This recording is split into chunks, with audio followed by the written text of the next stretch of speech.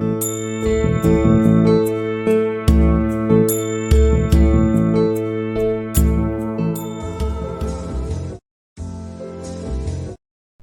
dear students, very good morning.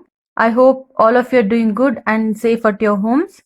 You know that we are learning the chapter life processes, right? In that, in the previous class, we have discussed nutrition in plants, nutrition in some animals like amoeba. So unicellular animals, organisms, that is amoeba, we have studied. In today's class, we are going to study about nutrition in human beings. So here the digestive canal or the alimentary canal, it is basically a long tube. Here you can see it is a very long tube. From it starts with the mouth and ends with the anus. The alimentary canal is basically a long tube extending from mouth to the anus. And here in the picture you can see that the tube has different parts, right? From here to here there are different parts. So various regions are specialized to perform different function. Okay, here each and every part in the alimentary canal will perform different functions. So what happens to the food once it enters our body? So you know that we are taking the energy in the form of food, right? So here what happens to the food once it enters the body? So we shall discuss this process one by one. Students, we eat various types of food, right? Like carbohydrate rich food, protein rich food, in the same way fat rich food, vitamin rich. So like the mineral rich food, there are so many different kinds of food components present, right? So we eat various types of food which has to pass through the same digestive tract. So whatever the food that you are eating, it has to pass through the same digestive tract. Naturally, the food has to be processed to generate particles which are small and the same texture, right? So whatever the food that you're eating, once it is consumed, before it is entering to the different parts of the body, it has to convert into small and a simple texture or a similar texture. So not uneven, even texture ಆಗಿರುವಂತ food ಗೆ convert ಆಗಬೇಕು.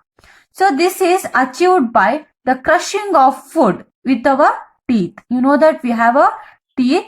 So with the help of that, we have to crush the food and we have to make it into so simple or a soft food. Since the lining of the canal is very soft, you know that these are all very soft tissues. So when we eat something, so it has to convert it into soft food.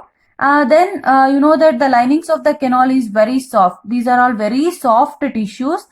So your the food is also must be wetted. Andre food kudanu wet agirbeku. It is not like very dry to make it passage smooth. Ellanu mouth alli, so it becomes a wet and it will pass through the remaining digestive tract.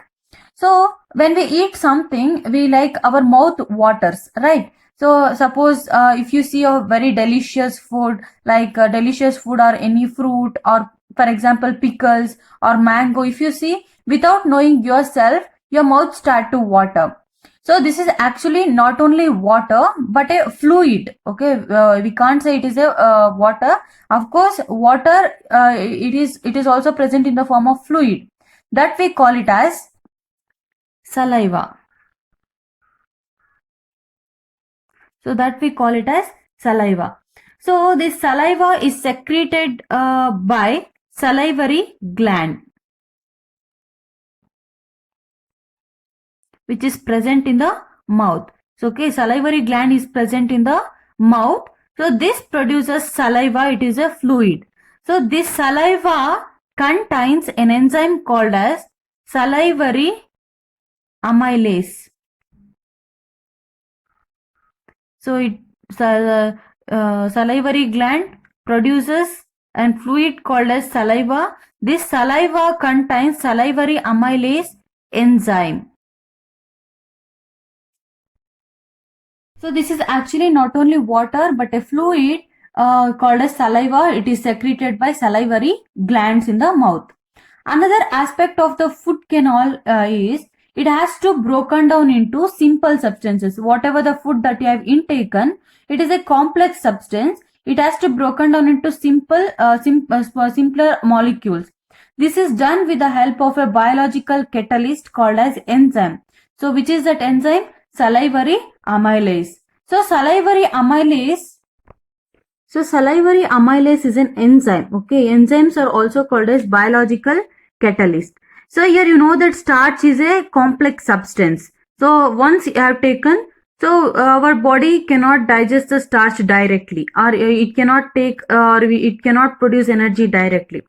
So since it is a complex molecule, so this starch has to break down into glucose. Okay, so glucose molecules in the presence of an enzyme called as salivary amylase. So the salivary amylase is also called as biological catalyst. As you know that the starch, which is a very complex molecules to give simple sugars like glucose, fructose, maltose, like that. The food is mixed thoroughly with the saliva. So whatever the food that you have chewed, so that chewed food is it is mixed with the mixed in the mouth while chewing by the muscular tongue. With the help of the muscular tongue, food will be moved around the mouth while chewing. So once the food is chewed, it is necessary to move the food in a regulated manner. Okay, so here now we have chewed the food in the mouth. It has to move down in a regulated manner. So here along as a regulated manner along the digestive tube, so that it can be processed properly in the each part. Okay, so each part only it has to process. The lining of the canal has a muscles. Okay, this lining of the canal, it has a smooth muscles that contracts rhythmically and rhythmically in order to push the food so in a proper way. Okay, ಮುಂದಕ್ಕೆ food ನ ಕಳಿಸ್ಕೊಡ್ಬೇಕು ಅಂತಂದ್ರೆ it has to move. ಇಲ್ಲಿರುವಂತ smooth muscles rhythmic ಆಗಿ contraction ಮತ್ತೆ relaxation ಆಗ್ತಾ ಇರುತ್ತೆ. So students, this is esophagus. So see here, so this we call it as the smooth paste of a food. We call it as a bolus. Okay, so you know that it is a very smooth muscles and it is very small. And if the bolus is very large, so see here, this area is becoming contraction. And once the food is moved forward, this portion becomes relaxed.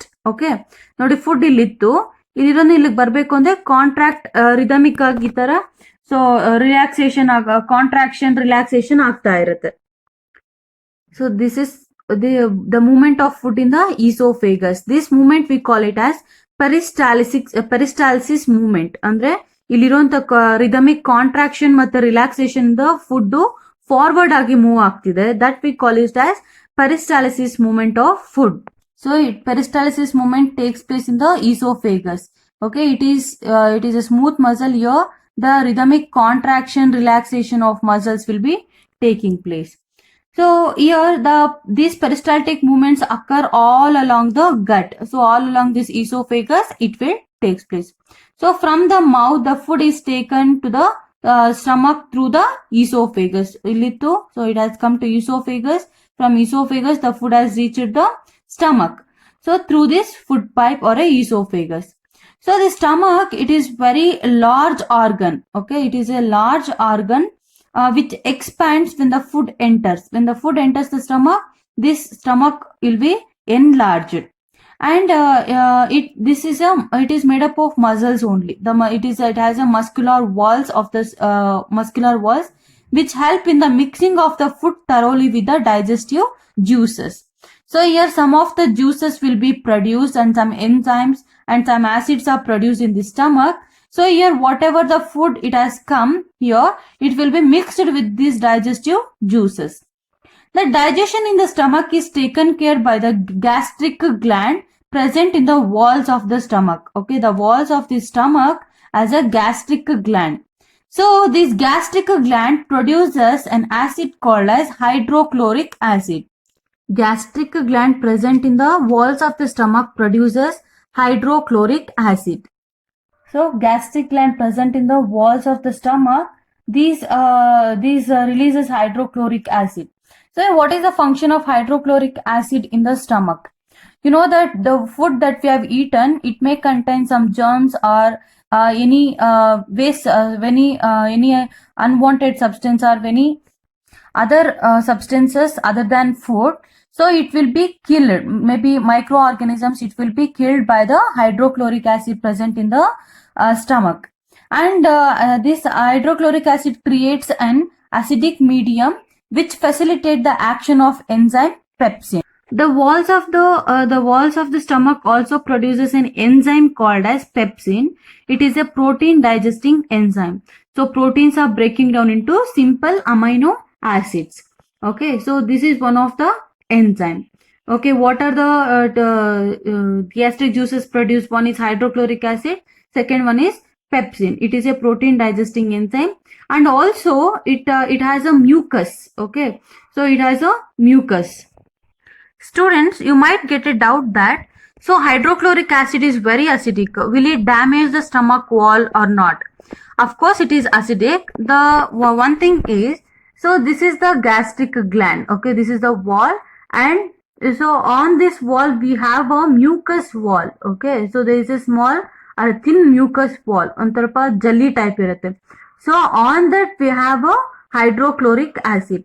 So this mucus wall prevents the damage of the stomach. Okay, mucus wall in it is like a barrier which prevent the damage of the stomach wall. So hydrochloric acid creates an acidic medium which facilitate the action of enzyme pepsin here. And what other functions do you think is served by the acid? So the mucus, as I told, the mucus layer which protects the inner lining of the stomach from the action of acid under normal conditions. Normal conditions alli acid action prevent ಮಾಡೋದು this mucus layer.